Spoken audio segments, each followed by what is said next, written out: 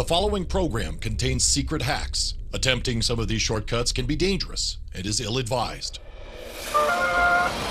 From the moment we're born, we're programmed to win. It started as a survival mechanism, but now we compete for money, jobs, love, Oh, hello there. power, and just for the hell of it.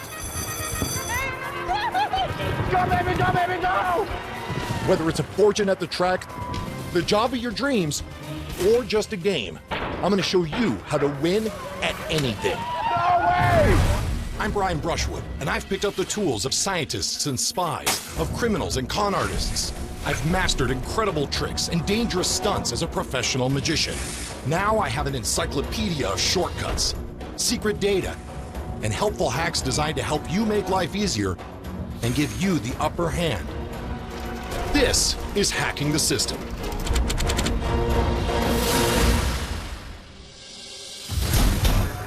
If there's one place I absolutely insist on winning, it's at the track. We're here at Golden Gate Fields, where I'm going to try to unlock the mystery of the race form. This thing is filled with numbers that are potential clues to pick a winning horse. And clues can be hacked. Now I just got to figure out how this thing works. To the uninitiated, a racing form looks like hieroglyphics or a foreign language at best. But in theory, the information right here could help you pick the winning horse. This is the Da Vinci Code of all the horses running. There's tons of useful tidbits in here, but the two numbers you want to check first are the buyer speed figure and the layoff. I'll get to that later because, let's face it, you need money to win money. This next hack can help you with just that. One of the most important things to win at life, a job. I'm not going to bore you by teaching you how to write a resume. I'm talking about what to do after you get the phone call. We're going to learn how to nail a job interview.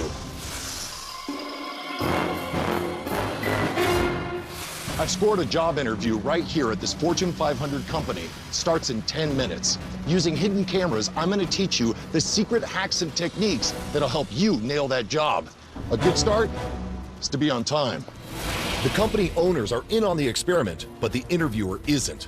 As successful business owners, they're obviously interested to see if my strategies work.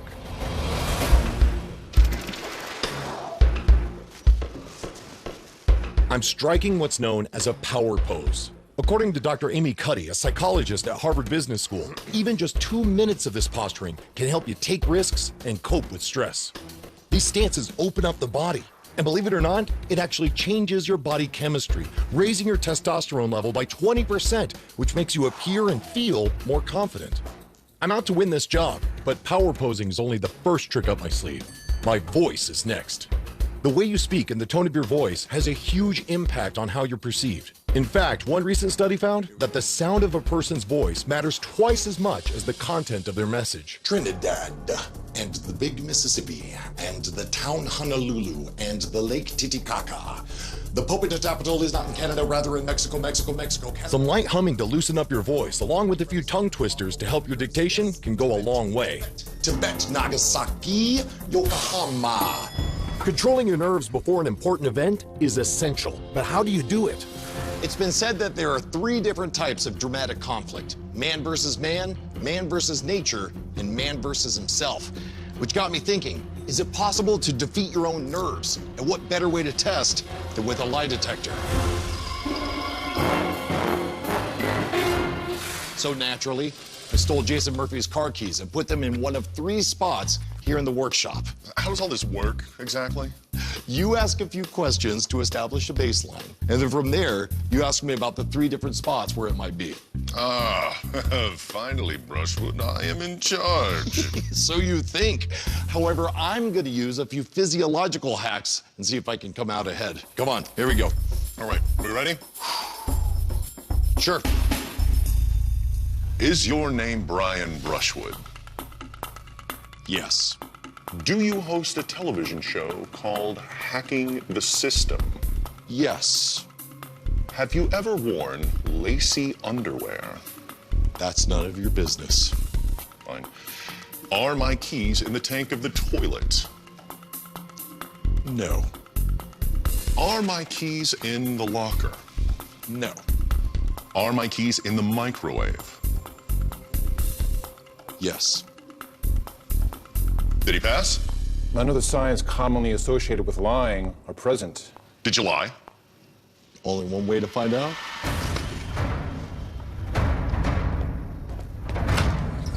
Oh, who beat a polygraph? All right, I'm impressed. You did, but how did you do it? The answer, my friend, is in my butt. No, seriously, hang in there. If you constrict your sphincter ani externus muscle, it'll raise your blood pressure. Do that during all of the baseline questions. Then when you lie, you relax, and it'll produce a more consistent blood pressure result, giving the impression of telling the truth. That's really interesting and shockingly easy. So any criminal can just do that with their butt and beat the lie detector. Well, it's more complicated than that. Obviously, if you're under investigation, there's a lot more pressure. In this case, I was not terribly concerned about where I put your keys. Speaking of, are they... Oh, they're in the toilet. Of course they are. It may not sound pleasant, but if clenching helps to calm my nerves, I'm doing it. All right, let's see if I can get this job. I'm not the only candidate here, but if this guy's my competition, I'm already winning. His shirt's wrinkled, his tie's askew, his hair's a mess. Grooming matters, especially in a job interview. Why would anyone hire you if you look like you can't even take care of yourself? Dressing well shows them that you take the job seriously. Brian? Yes. Hi, how's it going? Hi, Brian good. How are Brushwood. you? Nice Good to meet see you. ya. Deborah Carroll. Game time. You can't overvalue a well-executed handshake. In fact, one study at the University of Iowa found that a handshake was as important in a job interview than conscientiousness and emotional stability. Many studies have proven that a handshake creates intimacy and trust, paving the way for positive interactions. Give me a little bit more background about what you've been doing since graduating college. Originally, as soon as I graduated, I got into inside sales support. Again, I cannot overstate the importance of body language. Notice I'm sitting up straight and I have an attentive look on my face. This conveys that I'm actively engaged in what's being said. Also, my body's aligned with that of my interviewer, which shows agreement. I had a ridiculous number of frequent flyer miles. Speaking of which, is that a luggage tag? Where did you go? Yes, it sure is. It's very observant of you. As a matter of fact, I just came back from visiting friends in San Francisco. San Francisco! Yeah. Aha! I think I found my way in. Of course, not everything you want to win is as serious as a job. Sometimes we just want to win a game, but there are strategies for those too. Check this out. So what are the odds of winning rock, paper, scissors? Probability says you'd have a 1 in 3 chance. But what if I told you that I could win almost every single time? Game strategies can be useful in life too. Sometimes it's just a question of reading people's behavior. Hey guys, could I borrow you for an experiment? No? I'm a human being. It didn't work out so hot. 1, 2, 3, go. Oh! 1, 2, 3, go. Oh, that's 3 for me! 1, 2, 3, go. Oh, first victory to this guy. 1, 2, 3, go. That's 2 victories for this guy. I'm only 1 away from the championship. 1, 2, 3, go. Oh, 3 for 3. Dude, thank you so much. That was awesome. Do that. I don't know. Well done. That's my secrets. I'll reveal my strategy later. But first, back to my job interview. Winning generally boosts your confidence, but nothing beats winning a job. So I want to nail this interview by connecting with my interviewer. I did a project for 5 years in San Francisco. you really? Yeah, up in the dog my patch. God. Do you ever make it up to Petaluma? I have not, but I hear it's beautiful. It is. I mean, it's a bit of a drive. It doesn't matter what your shared experience is, just so long as you have one. Be observant and stay sharp, and an opportunity will present itself. I love that city, San Francisco. I could live there very easily. That's awesome. Yeah. So let's see. I think I pretty much have everything I need. Do you have any questions for me? This is your other chance to stand out. You can make your mark by being prepared with some strong questions. It shows you're serious about the job, and there's one in particular that's essential. I do, and this may be a weird one. Yeah. Is there any reason you wouldn't hire me for this job? If you want to win at anything, start with a strong job interview. I'm using some psychological hacks to try to land a job at a Fortune 500 company. I just turned the tables on my interviewer by asking a question designed to give me some insight on how it's going. So let's see. I think I pretty much have everything I need. Do you have any questions for me? I do, and this may be a weird one. Yeah. Is there any reason you wouldn't hire me for this job? That's a really good question. And I gotta When you say- ask this question, it gives you an honest reason to clarify anything or address any of their perceived concerns. If I'm being honest, there's one thing that concerns me. You've got a great background here, but most of your background seems to be in the entertainment industry. Absolutely. And if I were in your position, I would say the exact same thing. But understand that when you are in the entertainment biz, especially when you're a self-employed traveling magician, you run the entire operation. And over that 10 years, the entire time that I was on tour, I started with nothing and built everything on my own. And I really think I can bring that to you guys. Well, you got a really great point there, and I do appreciate you coming in, and you'll definitely be hearing from us. Wonderful. By asking that one question, I was able to deal with any doubt she had about me right there and then. Now, a firm handshake should seal the deal. Now back to my strategy on how to win games of chance. 1, 2, 3, go. That's 1. 1, 2, 3, go. That's 2 for 3. 1, 2, 3, go. 3 in a row! Logic would dictate that you should win rock, paper, scissors 1 in 3 times, at least according to chance. But people follow patterns when they play. It's not as random as you think.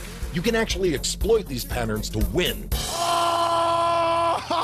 That's 2 out of 3. I'm the champion. So how am I doing this? It's simple. Players who win the first round of the game tend to repeat the same pattern of moves in subsequent rounds. Players who lose are more likely to switch their moves in a clockwise direction, going from rock to paper, paper to scissors, or scissors to rock. 1, 2, 3, go. Oh! The takeaway is that all you need to do is figure out where they're headed and go 1 step ahead to win. Winning's fun no matter what you're doing, but people especially love getting prizes, no matter how cheesy they are. So how did I pull that off? Most people think it's a game of strength, but they're wrong. I'm here at a local carnival to show you how to conquer some classic games. We'll start with the high striker.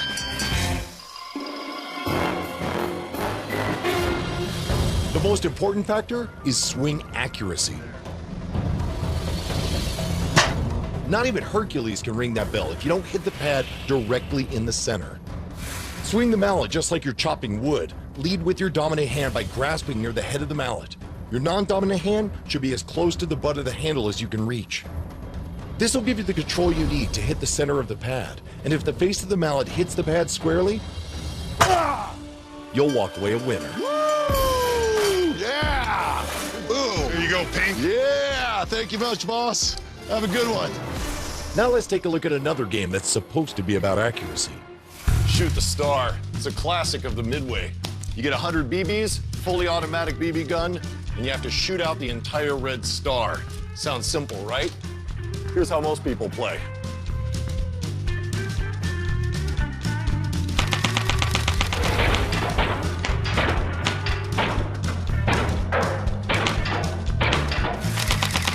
Well, there's 100. But any carny operator will point out that you still have red here and here, so you're totally left a loser. If you want to win Shoot the Star, here's how you pull it off. First of all, it's not a benefit that it's a fully automatic BB gun. Second of all, the accuracy on this thing is junk. So what you want to do is play slowly, shoot 1 BB at a time, and draw a hole all the way around the star, eventually punching it out. After the first couple, you should have a pretty good sense of the accuracy.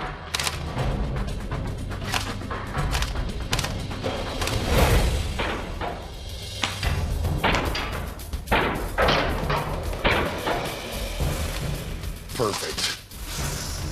Look at that. Nothing left in there. Brushwood. Brian Brushwood.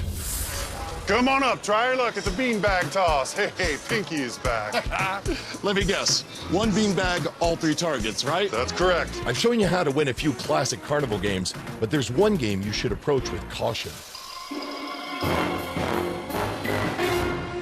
This one's a carnival classic. It's called one ball, the beanbag toss, or the knock over the milk bottle game. 3 targets set up in a pyramid formation. You have 1 toss to knock all 3 over. In a big carnival, you could be fairly confident that it's on the up and up. But some carnivals use all kinds of tricks. If the game you're playing is rigged, not even the hardest throw will knock all 3 over. How could the cards be stacked against us? One of the bottles could be slightly heavier than the other 2. When the barker sets the game up for you, he can place the heavier target on the bottom ever so slightly behind the other one. This makes it so you're much more likely to hit the other 2 bottles, which will surely go flying, but the heavy bottle will remain standing strong. The worst part is, there's no way visually to tell a rigged game from a fair one, so exercise extreme caution. Thanks, Chief. Okay, let's throw caution to the wind. How about winning some free beer? You're out with your friends, you're having a great time, what could be better? I don't know, maybe knowing a couple of bar bets that are almost guaranteed to score you free beer. Let's give them a try. You're out with your friends, you're having a great time, what could be better? I don't know, maybe knowing a couple of bar bets that are almost guaranteed to score you free beer. Let's give them a try.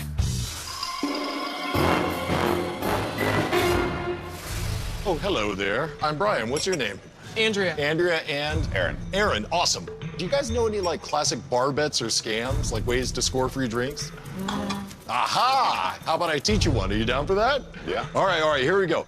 This is a classic old school bar bet, and if you could solve it, I'll give you guys free drinks. And if not, you can buy the answer for a free drink, whatever. So here's the thing, Andrea and Aaron. This is our explorer. We need a name for him. What should we name him? Bud. Explorer Bud has to get from the old world to the new world. Now, all of this, let's say this is made of poison, right? This is poisonous sea. His craft is only this glass.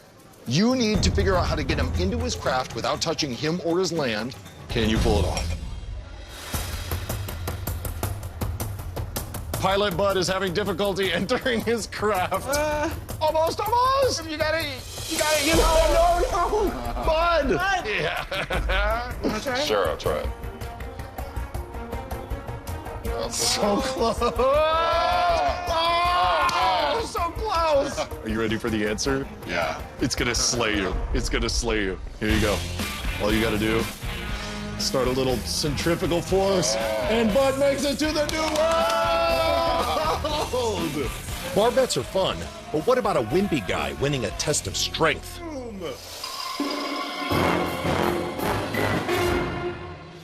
What's going on, Errol? How you doing, man? Okay. You ever arm wrestle?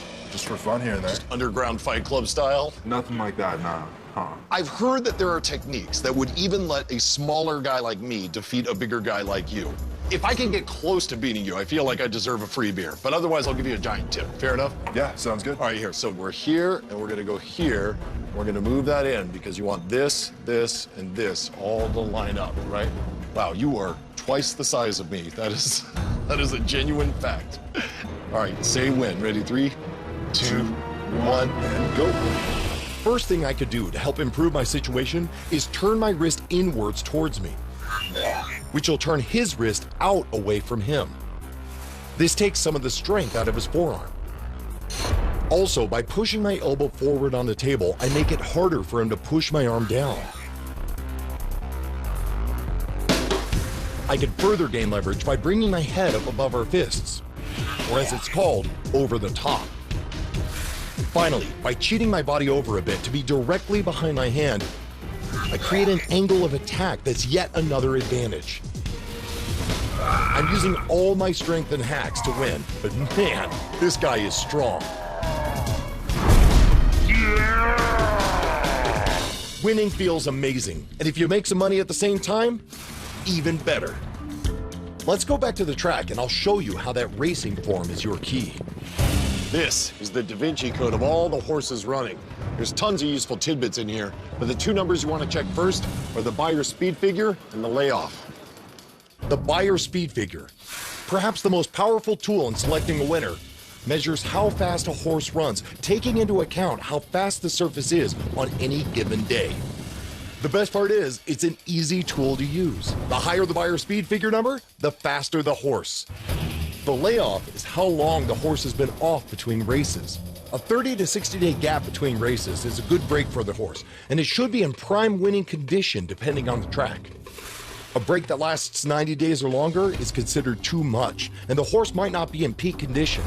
If a horse does well after a 45-day layoff, it's a good bet it'll be in better form for the next run. Hey, boss, how's it going? Good, how are you? I'm gonna do 100 on 'Tis the Season, horse number 5 in the 4th race. Very good. Yeah, thanks. Appreciate it.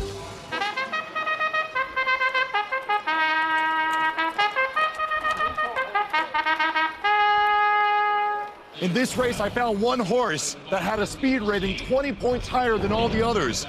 The odds weren't great, but I put $100 on 'Tis the Season. Come on, number 5!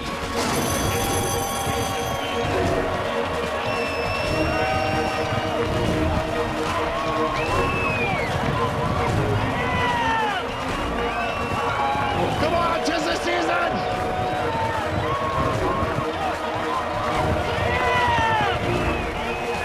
Here we go! Go, baby, go, baby, go! Yes! Yes! Yes! Yes! Yes! Yes! Go, baby, go, baby, go, baby, go! Yes! Yes! I just won! Freaking winner! Right there! Incredible! With a little bit of research and diligence and with the help of the race form, I was able to pick a winner. Now, obviously, this doesn't work out every time. Every bet has its risks. But this time, my hacks led me to the winner's circle. I can't believe it, man. I'm a winner. Fantastic. There you go. Congratulations. Thanks. So what's the payout? 110, sir. All right, right on. Thank you. Appreciate it. Going by the speed figures led me to the odds-on favorite, so I didn't make a lot of money, but felt really good to win. Everyone else, they lost.